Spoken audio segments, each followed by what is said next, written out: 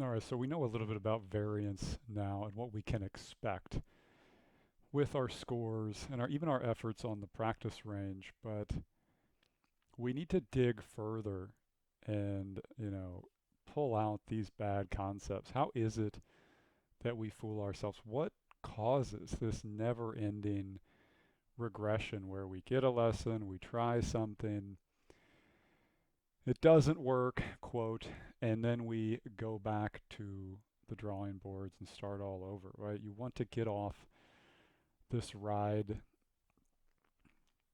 How does it happen? So if humans are anything, right, we are experts at fooling ourselves. The degree to which the human mind is, or human brain, maybe I should say, is expert at feeding us bullshit is never ending and overwhelming. And golf, more or less, capitalizes on this to a degree that is, honestly, I've only otherwise seen in a casino, right? I mean, if you ever been to a casino with your buddy who thinks he has a blackjack system, who's later got his head in his hands, that's what we're talking about, right? We can fool ourselves so easily, and the first way that we do it is we just cannot wrap our heads around big numbers and randomness, most importantly. It is hard to conceptualize how, quote, frequent rare events can be. As an example, spend all day flipping a quarter, and I can guarantee you at some point you'll be convinced it only has one side. And that is a 50-50 situation, right? There are casinos prey on this. If you've ever been to a roulette wheel, you will see that silly um, sign on the side of it that shows you all the numbers that have come up so that our silly little ape brains can see if we can detect a pattern, right? This is just not how randomness works. These are independent events. And golf swings, while not perfectly independent events, function very similarly to that. And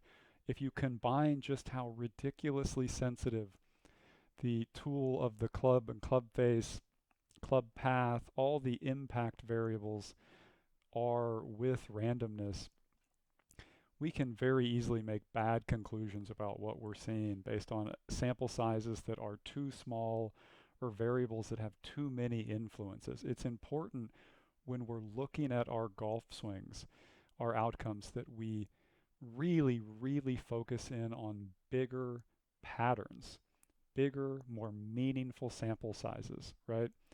And what constitutes a bigger, meaningful sample size is something we're going to talk about at length in this course.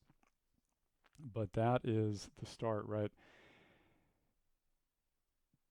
We have so many biases, right? Our ability to deceive ourselves is never ending, right? It is very, very common to convince ourselves of any amount of things we might want to. We are such gullible creatures, especially when we're struggling or embarrassing ourselves on the golf course. I mean, how many people are taking advice from people who can barely break 100, right? You've got guys that are shooting 95, giving advice to guys shooting 110 about keeping their head down or hitting down on the ball. Just bunches of nonsense, right? We can quickly, falsely take a correlation and make it causation, right? We think that we feel something during a good shot and we say, oh, well, my hips are the thing that I really need to focus on. And then voila, 2 holes later, 2 days later, a week later, that thing no longer works, right? We're constantly convincing ourselves of things that just aren't true, right? And to add to that, golf has just this astounding amount of confounding variables, right? Between course conditions and changing weather patterns and your ability to focus on a given shot. If you could control for focus, well, then you'd really have something. I mean, how often are you just distracted? How often are you tired, right?